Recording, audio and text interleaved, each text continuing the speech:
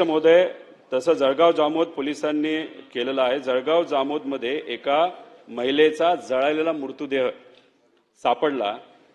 त्याचा पोलिसांना शोध लावता येत नव्हता, तर शेजारच्या मध्य प्रदेशमधील गोरगरीब आदिवासी जमातीच्या पिता पुत्राला पकडून त्यांनी आणले आणि त्यांच्यावर जबरदस्ती केली आणि त्यांची मुलगी जिवंत असताना सुद्धा जी मृतदेह सापडला तो त्यांच्या बहिणीचा नसताना आणि मुलीचा नसताना सुद्धा त्यांना कबूल करायला लावलं, टॉर्चर केलं, कबूल करायला लावलं आणि मग कुठेतरी शेवटच्या एकदम अंतिम टप्प्यामध्ये ती जिवंत मुलगी जी नाशिकमध्ये होती तिला कळालं, ती स्वतःहून तिथं आली आणि मग कुठेतरी त्यांच्यावर जी कारवाई होती ती तिथं थांबवली। नाहीतर एक गरीब दोघं लोक जेलमध्ये गेले असतील, कदाचित त्यांना फाशीची सुद्धा शिक्षा अध्यक्ष महोदय झाली असती।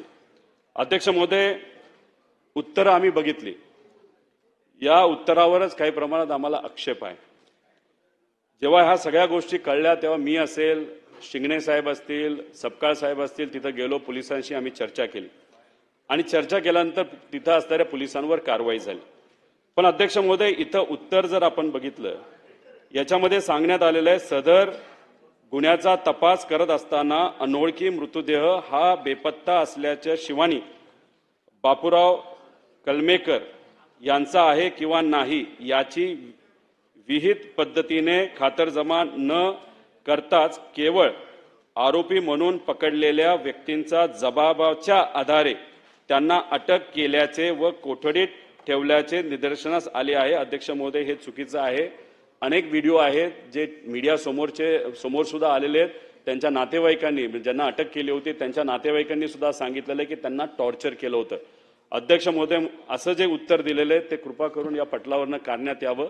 जे खरं आहे ते कुठंतरी लोकांसमोर तिथं आलं पाहिजे आणि माझा हेच म्हणणं आहे की मग निलंबित कशाला केलं अधिकाऱ्यांना, त्यांनी चूक केली नसेल तर। चूक केली आहे ते खरं गोष्टी लोकांसमोर अध्यक्ष महोदय आल्या पाहिजे असं आमचं मत आहे। आणि त्याच्याच बरोबर माझे काही उपप्रश्न आहेत की फक्त काही लोकांना निलंब करून हा विषय संपणार आहे का?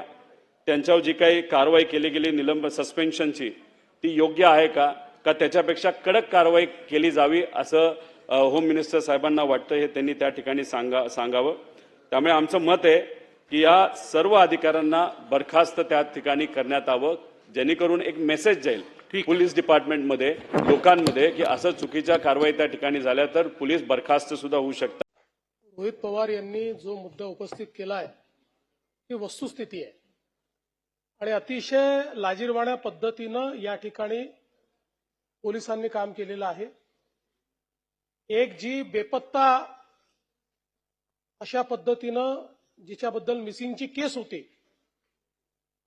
एक बॉडी सापडल्यानंतर ही तिचीच बॉडी आहे अशा पद्धतीचा त्या ठिकाणी दावा करून त्याच्या कुठल्याही टेस्ट कन्क्लूड न होता त्याची चौकशी केल्याचं दाखवलं आणि त्या मुलीच्या भावाला आणि वडिलांनाच त्यांनीच तिचा खून केला अशा पद्धतीने पकडलं पोलिसांनी। आणि त्यानंतर ही जी मुलगी आहे ही जिवंतच होती, ती मुलगी स्वतः पोलीस स्टेशनला हजर झाली आणि त्याच्यानंतर त्यांना सोडावं लागलं।